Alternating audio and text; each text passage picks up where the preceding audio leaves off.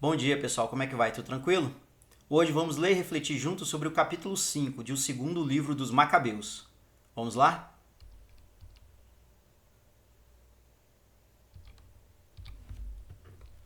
Visões de batalhas. Nessa mesma época, o rei Antíoco IV Epífanes organizou a sua segunda guerra contra o Egito. E durante quase 40 dias, os moradores de Jerusalém tiveram visões de batalhões de cavaleiros, vestidos de armaduras folheadas a ouro, correndo pelo ar, armados de lanças e com as espadas na mão. Os batalhões estavam em posição de combate. Um lado atacava o outro, cada um por sua vez. Os cavaleiros sacudiam os escudos, e as lanças eram tantas que não podiam ser contadas, e as flechas voavam pelo ar. As armaduras brilhavam, e havia couraças de todo tipo. Todos os moradores de Jerusalém oravam para que essas visões fossem sinais de coisas boas. Jazão ataca Jerusalém. Quando correu o boato de que o rei Antíoco tinha morrido, Jazão reuniu uns 1000 homens e atacou de repente a cidade de Jerusalém. Eles derrotaram os soldados que defendiam as muralhas da cidade e assim finalmente a conquistaram. O grande sacerdote Menelau foi para a fortaleza a fim de ficar em segurança. Mas Jazão, sem dó, continuava matando os seus patrícios, sem pensar que não havia derrota pior do que uma vitória contra os seus patrícios. Ele pensava que estava vencendo os seus inimigos e não os seus patrícios. Mas Jazão não conseguiu tomar o poder. No fim, a sua traição lhe trouxe somente humilhação, e ele teve de fugir de novo para o país de Amon. E Jazão acabou morrendo miseravelmente. Aconteceu assim. Aretas, chefe dos árabes, o prendeu, mas ele escapou e fugiu, indo de cidade em cidade, perseguido por todos, pois todos o odiavam por ser traidor da sua própria religião, e o odiavam também por ter sido o carrasco do seu próprio país e do seu povo. Ele fugiu para o Egito e depois foi até Esparta, pois pensou que ali poderia ficar em segurança por causa dos laços de raça que havia entre os espartanos e os judeus. Esse homem que havia feito tantas pessoas fugirem da sua própria terra, acabou morrendo numa terra estrangeira. Ele que tinha matado muitas pessoas que nunca foram sepultadas, ele mesmo, quando morreu, não teve ninguém que chorasse por causa da sua morte, e ninguém fez uma cerimônia de enterro para ele. Jazão nem mesmo chegou a ser sepultado na sepultura dos seus antepassados. Matança em Jerusalém.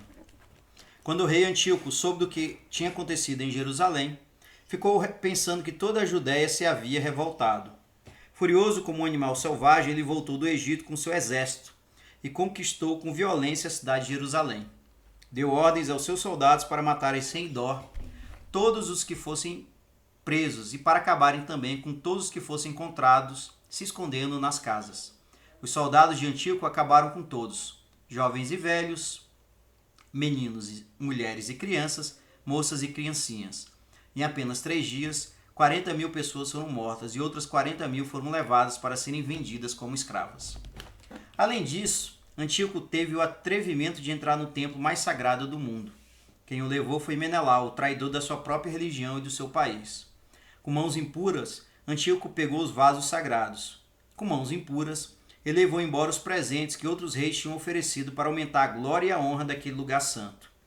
Cheio de orgulho, Antíoco não entendia que o Senhor estava irado por um pouco de tempo por causa dos pecados dos moradores de Jerusalém, e por isso não estava protegendo o templo. De fato, se os moradores de Jerusalém não fossem culpados de terem pecado tanto, Deus teria castigado Antíoco logo no começo. Deus teria feito com que ele desistisse de agir de modo tão louco como agiu Eliodoro, a quem o rei Seleuco tinha mandado fazer uma lista de todas as riquezas do tesouro do templo. Porém, o Senhor não escolheu o povo de Israel por causa do templo, mas escolheu o templo por causa do povo. Assim, o templo sofreu as mesmas desgraças que o povo sofreu, e mais tarde recebeu as mesmas bênçãos que o povo recebeu. Quando o Altíssimo Deus se tornou novamente amigo do seu povo, o templo que havia sido abandonado por causa da ira do Todo-Poderoso foi reconstruído em toda a sua glória. Nova matança em Jerusalém.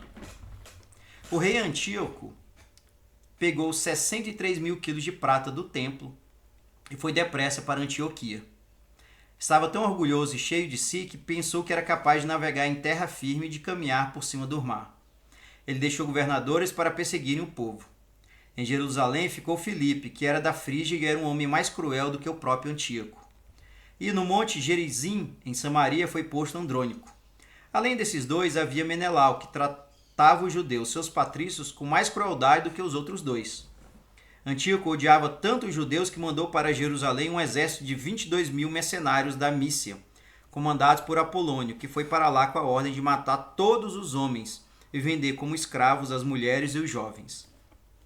Quando chegou a Jerusalém, Apolônio fingiu que vinha em paz e esperou até o dia sagrado, o sábado. Nesse dia, notando que os judeus não estavam trabalhando, ele ordenou que os seus soldados fizessem um desfile militar.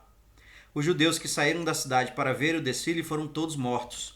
Depois, Apolônio e os seus soldados entraram na cidade e mataram muitas pessoas.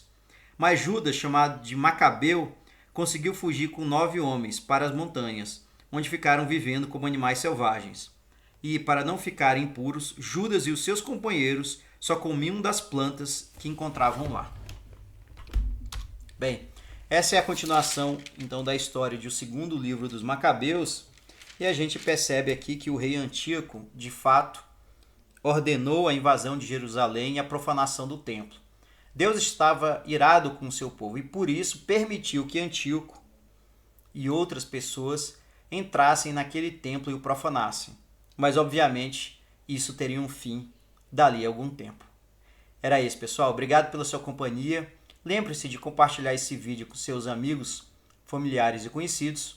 E vamos adiante na leitura da Bíblia Sagrada. Um forte abraço e até mais.